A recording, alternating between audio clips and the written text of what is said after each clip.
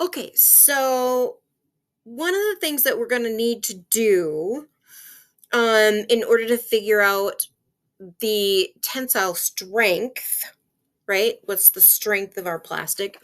So we're going to have to take the cross-sectional area of the plastic itself, right? And so what we will do is relate that cross-sectional area to the closest shape that we know of, right? That we can calculate the area. So for example, we have the circle, right? We can find the area of a circle. Okay?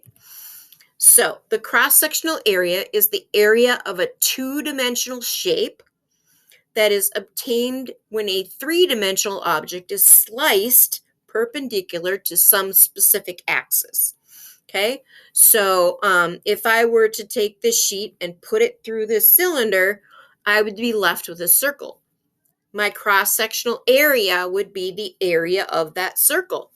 Okay, so in most cases, the cross-sectional area of a tensile test sample will be calculated using the width times the thickness. So it's going to be either a square or a rectangle or something like that. I've also provided a couple other things like a parallelogram and a triangle, and really honestly a circle would probably be. So we're probably going to work with square and rectangle and circle. Okay, so make sure you write those three equations down. Okay, so here's my test sample. The width of the tensile sample is 3 millimeters. So that's B. Okay, that's the width. And the thickness is 0.7 millimeters. Okay, and so that would be A if you're looking at it as, after it's sliced. Okay. So the area in this case is going to be the length times the width, okay?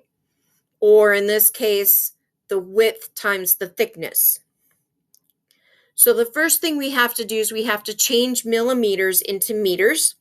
To do that, all we need to do is divide by 1,000 because there are 1,000 millimeters in a meter, okay? So that would make this 0.003 meters, and it would make 0.7 millimeters 0.0007 meters. Once we have that, then we just have to multiply those two things together, and then we'll have the area. And in this case, when we put that in our calculator, we end up with the area being 0.000021. And then the units, we're taking meters times meters. That means that our units are going to be meters squared. Okay? So you're going to need to be able to do these calculations for the next step in testing our sample. Go Hawks!